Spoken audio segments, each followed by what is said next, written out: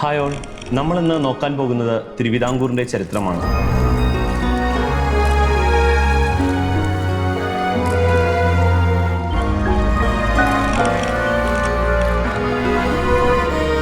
കേരളത്തിലെ തെക്കുണ്ടായിരുന്ന ചെറിയ ദേശമായിരുന്ന വേണാടിൻ്റെ അതിർത്തി കൊച്ചി വരെ എങ്ങനെയാണ് വ്യാപിച്ചതെന്നും തിരുവിതാംകൂറിൻ്റെ ചരിത്രം, തിരുവിതാംകൂർ എങ്ങനെയാണ്, വേണാട് ദേശം എങ്ങനെയാണ് തിരുവിതാംകൂറായി മാറിയതെന്നുമാണ് നമ്മളിന്ന് നോക്കാനായിട്ട് പോകുന്നത്. നമുക്കറിയാം, കേരള PSC നടത്തുന്ന ഡിഗ്രി ലെവൽ പരീക്ഷകൾക്ക് കേരള ഹിസ്റ്ററിയിൽ നിന്നും പ്രധാനമായിട്ടും ചോദിക്കുന്ന ഒരു ഭാഗമാണ് തിരുവിതാംകൂർ എന്ന് പറയുന്ന രാജവംശം. ഓക്കെ, അപ്പോൾ നമുക്ക് കഥയിലേക്ക് കടക്കാം. നമുക്കറിയാം, 8-ാം നൂറ്റാണ്ട് മുതൽ 12-ാം നൂറ്റാണ്ട് വരെ കേരളം എന്ന് പറയുന്നത് ഏകദേശം 14 ദേശങ്ങളായിട്ടാണ് വിഭജിച്ചിരുന്നത്. അതിൽ ചെറിയൊരു ദേശമായിരുന്നു വേണാട് എന്ന് പറയുന്നത്. വേണാട്ടിൽ 14-ാം നൂറ്റാണ്ട് മുതൽ മരുമക്കത്തായ സമ്പ്രദായം ഫോളോ ചെയ്തു വരുന്നു. അങ്ങനെ 14-ാം നൂറ്റാണ്ടിൽ കോലത്തു നാട്ടിൽ നിന്നും വേണാട്ടിലേക്ക് 2 യുവതികളെ ദത്തെടുക്കുന്നു. അതിൽ മൂത്തയാൾക്ക് ആറ്റിങ്ങലിൽ 20 ഏക്കറിൽ ഒരു കൊട്ടാരം നിർമ്മിച്ചു നൽകുകയും ഇളയാൾക്ക് കുന്നുമേലിൽ 10 ഏക്കറിൽ ഒരു കൊട്ടാരം നിർമ്മിച്ചു നൽകുകയും ചെയ്തു. അതിനുശേഷം ഇവർക്ക് ആറ്റിങ്ങൽ ദേശത്തെ നികുതി പിരിക്കുവാനുള്ള അവകാശവും നൽകി. പിന്നീട് ഇവർക്കുണ്ടാകുന്ന മക്കളെയാണ് വേണാടിൻ്റെ അവകാശികൾ ആക്കിയത്. ഇവർ പിന്നീട് ആറ്റിങ്ങൽ റാണിമാരെന്ന് അറിയപ്പെടാനായിട്ട് തുടങ്ങി. 1721 മുതൽ 1729 വരെ വേണാട് ദേശം ഭരിച്ചിരുന്ന രാജാവായ രാമവർമ്മ നാട് നീങ്ങുന്നു. രാമവർമ്മ നാട് നീങ്ങിയതിനു ശേഷം വേണാട് സിംഹാസനത്തിന്റെ അധികാരിയായി രാമവർമ്മയുടെ അനന്തരവനായ മാർത്താണ്ഡവർമ്മ വേണാട് സിംഹാസനത്തിന്റെ അധികാരിയാകുന്നു. മാർത്താണ്ഡവർമ്മ വേണാട് സിംഹാസനത്തിന്റെ അധികാരിയായത് രാമവർമ്മയുടെ മക്കളായ രാമൻ തമ്പിക്കും പത്മനാഭൻ തമ്പിക്കും ഇഷ്ടമാകുന്നില്ല. കാരണം രാമവർമ്മ അഭിരാമിയെ, തന്റെ ഭാര്യയായ അഭിരാമി വിവാഹം കഴിക്കുന്ന സമയത്ത് അഭിരാമിക്ക് വാക്കുകൊടുത്തിരുന്നു, വേണാട്ടിൽ ഇനി മരുമക്കത്തായ സമ്പ്രദായം ഉണ്ടായിരിക്കില്ല, നമ്മൾക്കുണ്ടാവുന്ന മക്കൾക്കായിരിക്കും വേണാട്ടിലെ അവകാശം, അതായത് മക്കത്തായമായിരിക്കും ഇനി വേണാട്ടിൽ ഉണ്ടാവുകയുള്ളൂ എന്ന് പറഞ്ഞുകൊണ്ടാണ് രാമവർമ്മ അഭിരാമിയെ അന്ന് വേലി കഴിച്ചത്. അപ്പോൾ അഭിരാമി കുട്ടികളുണ്ടായ സമയത്ത് കുട്ടികൾക്ക് ഈ കഥ പറഞ്ഞു കൊടുക്കുന്നു. അതുകൊണ്ടാണ് രാമൻ തമ്പിയും പത്മനാഭൻ തമ്പിയും വേണാട് സിംഹാസനത്തിന്റെ അവകാശം ഉന്നയിച്ചത്. അങ്ങനെ രാമൻ തമ്പിയും പത്മനാഭൻ തമ്പിയും തങ്ങളാണ് വേണാടിന്റെ അവകാശികൾ എന്ന് പറഞ്ഞുകൊണ്ട് നാഗർകോവിലിൽ സ്വയംഭരണം ആരംഭിക്കുന്നു. ഈ രാമൻ തമ്പിയെയും പത്മനാഭൻ തമ്പിയെയും പിന്തുണയ്ക്കാനായിട്ട് അവിടെയുണ്ടായിരുന്ന 8 വീട്ടിൽ പിള്ളമാരും മാടമ്പികളും പോറ്റികളും യോഗക്കാരും വരുന്നു. അങ്ങനെ ഇവരെല്ലാവരും ചേർന്നുകൊണ്ട് വലിയൊരു പ്രബല ശക്തിയായി മാറുന്നു. തമ്പിമാരെ സഹായിക്കാൻ പുതിയ ഒരു ശക്തി കൂടി വരുന്നു, മധുര നായ്ക്കർ. അങ്ങനെ മധുര നായ്ക്കർ തമ്പിമാരെ പിന്തുണയ്ക്കണമെന്ന ലക്ഷ്യത്തോടെ മാർത്താണ്ഡവർമ്മയ്ക്കെതിരായി ഒരു സംഘത്തെ അയക്കുന്നു. മാർത്താണ്ഡവർമ്മനെ വധിക്കുവാനായി ഒരു സംഘത്തെ അയക്കുന്നു. ആ സംഘത്തിന്റെ തലവനായിരുന്നു അഴകപ്പ മുതലിയാർ. ഈ അഴകപ്പ മുതലിയാർക്ക് കൈക്കൂലി കൊടുത്ത് മാർത്താണ്ഡവർമ്മ അഴകപ്പ മുതലിയാരെ തിരിച്ചയക്കുന്നു. പിന്നീട് മധുര നായ്ക്കരും മാർത്താണ്ഡവർമ്മയും ചേർന്നുകൊണ്ട് സഖ്യം ചേർന്നു. അങ്ങനെ തമ്പിമാർ എന്ത് ചെയ്യുന്നു? നാഗർകോവിൽ സ്വയംഭരണം ആരംഭിച്ചു. മാർത്താണ്ഡവർമ്മ നാഗർകോവിലെത്തി തമ്പിമാരെ ബന്ധനസ്ഥരാക്കി. രാജകൽപ്പന പ്രകാരം 1730 തമ്പിമാർ വധിക്കപ്പെട്ടു. തമ്പിമാരെ വധിച്ചത് അവരുടെ കൂട്ടത്തിലുണ്ടായിരുന്ന 8 വീട്ടിൽ പിള്ളമാർക്കും യോഗക്കാർക്കുമെല്ലാം ഒരു അടിയായി മാറി. അങ്ങനെ മാർത്താണ്ഡവർമ്മ ആ കൂട്ടത്തിലുണ്ടായിരുന്ന പോറ്റിമാരെ നാടുകടത്തി. പിള്ളമാരെ തമിഴ്നാട്ടിലെ മേക്കാമണ്ഡപത്തിൽ വെച്ച് വധിച്ചു. പിള്ളമാരുടെ വസ്തുക്കളെല്ലാം സർക്കാരിലേക്ക് കണ്ടുകെട്ടുകയും അവരുടെ വീടുകളും എല്ലാം കുളം തോണ്ടുകയും ചെയ്തു. അവരുടെ സ്ത്രീകളെയും കുട്ടികളെയും അടിമകളാക്കി മുക്കുവർക്ക് വിൽക്കുന്നു. അതിനുശേഷം ഓരോ ചെറിയ ദേശങ്ങളും യുദ്ധം ചെയ്ത് വേണാടിനോട് കൂട്ടിച്ചേർത്ത് വേണാടിനെ തിരുവിതാംകൂർ എന്ന് പറയുന്ന മഹാരാജ്യമാക്കി മാറ്റി. ആര്? മാർത്താണ്ഡവർമ്മ. അതുകൊണ്ട് തന്നെയാണ് ആധുനിക തിരുവിതാംകൂറിന്റെ സൃഷ്ടാവ് അല്ലെങ്കിൽ ശില്പി എന്ന് പറഞ്ഞുകൊണ്ട് നമ്മൾ ആരെ പഠിക്കുന്നത്? മാർത്താണ്ഡവർമ്മയെ പഠിക്കുന്നത്. ചോരയുടെയും ഇരുമ്പിന്റെയും ഒരു നയമാണ് ആര് കാഴ്ചവെച്ചത്? മാർത്താണ്ഡവർമ്മ കാഴ്ചവെച്ചത്. മാർത്താണ്ഡവർമ്മ വേണാട് സിംഹാസനത്തിന്റെ അധികാരിയായതിനു ശേഷം ആദ്യം ചെയ്തത് ആറ്റിങ്ങൽ ദേശം വേണാടിനോട് ലയിപ്പിക്കുകയാണ് ചെയ്തത്. ആറ്റിങ്ങൽ ദേശം ലയിപ്പിച്ചതിന് ശേഷം തൊട്ടു മുകളിലുണ്ടായിരുന്ന ദേശിംഗനാട് അല്ലെങ്കിൽ കൊല്ലം ഭരിച്ചിരുന്ന ദേശിംഗനാടിന്റെ ഭരണാധികാരി ഉണ്ണി കേരളവർമ്മ എന്ന് പറയുന്നത് മാർത്താണ്ഡവർമ്മയുടെ മാതുലനായി വരും. മാർത്താണ്ഡവർമ്മയുടെ ആക്രമണം പേടിച്ചുകൊണ്ട് ഉണ്ണി കേരളവർമ്മ എന്ത് ചെയ്യുന്നു? തൊട്ടു മുകളിലുള്ള ഓണാട് ദേശം അല്ലെങ്കിൽ ഓടനാട് ദേശം അല്ലെങ്കിൽ ഇപ്പോഴത്തെ കായംകുളവുമായിട്ട് ഒരു ദത്ത് നടത്തുന്നു. പോരാത്തതിന് എന്ത് ചെയ്യുന്നു? കല്ലടയിൽ കോട്ടകൾ കെട്ടി പ്രതിരോധിക്കുകയും ചെയ്തു. മാർത്താണ്ഡവർമ്മ ചെന്നിട്ട് ഈ ദത്ത് റദ്ദാക്കുകയും കല്ലടയിൽ നിർമ്മിച്ച കോട്ടകൾ പൊളിപ്പിച്ച കൊല്ലം ദേശം പിടിച്ചെടുത്ത ഉണ്ണിക്കേളവർമ്മയെ തിരുവനന്തപുരത്ത് കൊണ്ടുവന്ന് രാജതരവിലാക്കുകയും ചെയ്തു. പിന്നീട് മാർത്താണ്ഡവർമ്മയുടെ ഉന്നം എന്ന് പറയുന്നത് കായംകുളം ദേശമായിരുന്നു. ഇത് മനസ്സിലാക്കിയ കായംകുളം രാജാവ് തൊട്ടടുത്തുള്ള തെക്കുംകൂറും വടക്കുംകൂറുമായി സഖ്യം ചേരുന്നു. അങ്ങനെ കായംകുളം രാജാവിന്റെ നേതൃത്വത്തിൽ തെക്കുംകൂറും വടക്കുംകൂറും ചേർന്നുകൊണ്ട് മാർത്താണ്ഡവർമ്മയ്ക്കെതിരെ യുദ്ധം ചെയ്യാൻ പോകുന്ന വിവരം രാജതരവിലായ ഉണ്ണിയെ രഹസ്യദൂതനിലൂടെ അറിയിച്ചു. ജയിൽ ചാടിയ ഉണ്ണിക്കേളവർമ്മയും സഖ്യത്തിൽ വന്നു ചേർന്നു. അങ്ങനെ സഖ്യശക്തികൾ ചേർന്നുകൊണ്ട് 1734 മാർത്താണ്ഡവർമ്മയ്ക്കെതിരായി നടത്തിയ യുദ്ധത്തിൽ കായംകുളം രാജാവ് മരിച്ചുപോയി. ഇതേ സെയിം യുദ്ധത്തിൽ തന്നെ കായംകുളം രാജാവിന്റെ അനിയൻ മാർത്താണ്ഡവർമ്മയെ പരാജയപ്പെടുത്തി.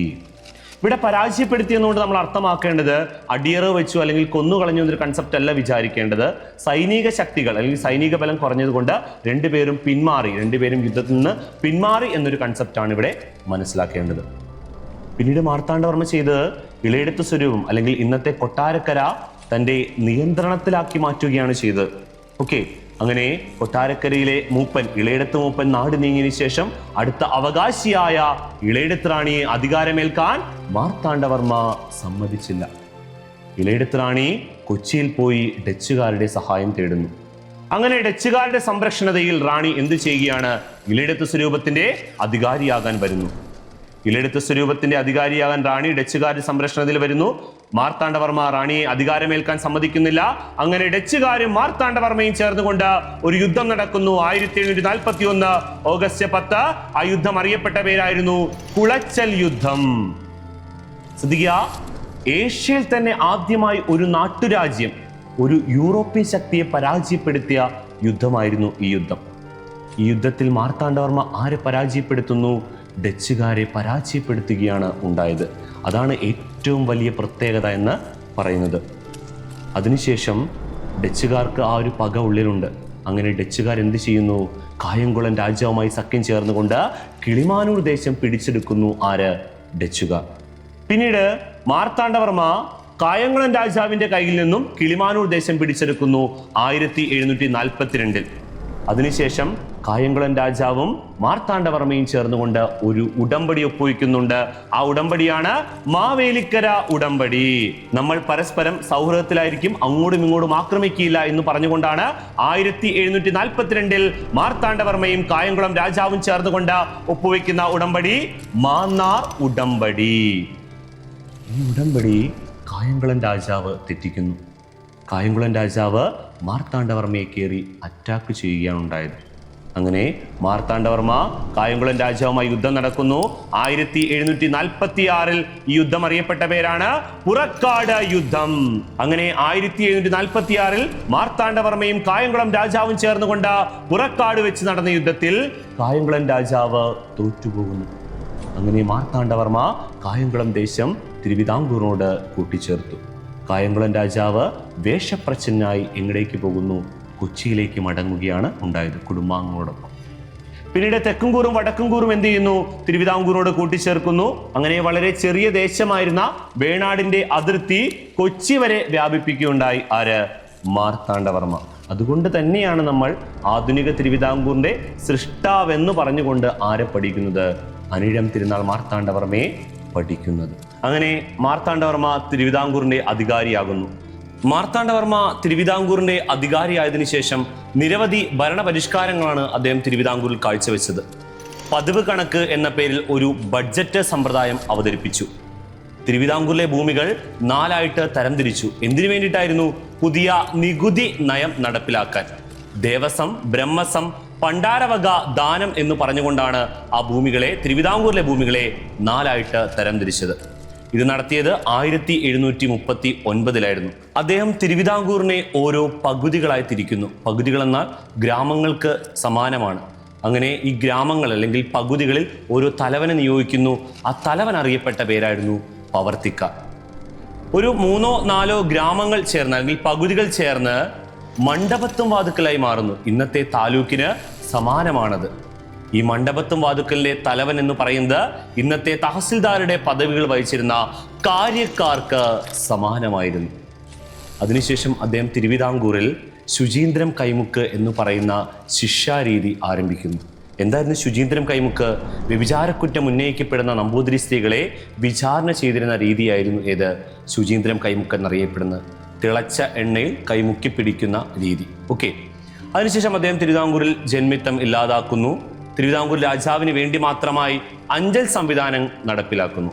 പിന്നീട് മാർത്താണ്ഡവർമ്മയുടെ ഭരണത്തിലെ ഏറ്റവും പ്രധാനപ്പെട്ട ഒരു കാര്യം എന്ന് പറയുന്നത് 1750 ജനുവരി 3 കൊല്ലവർഷം 925 മകരം 5 അദ്ദേഹം നടത്തിയ തൃപ്പടി ദാനമായിരുന്നു.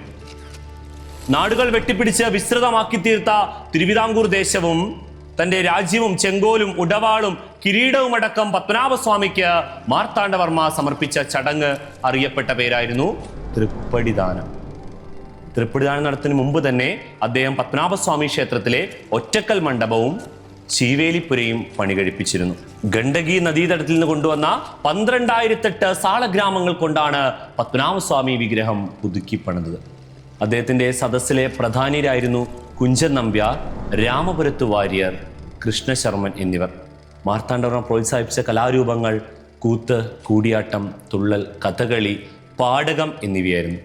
മാർത്താണ്ഡവർമ്മയുടെ അതിപ്രഗത്ഭനായ മന്ത്രിയായിരുന്നു രാമയ്യൻ ദളവ.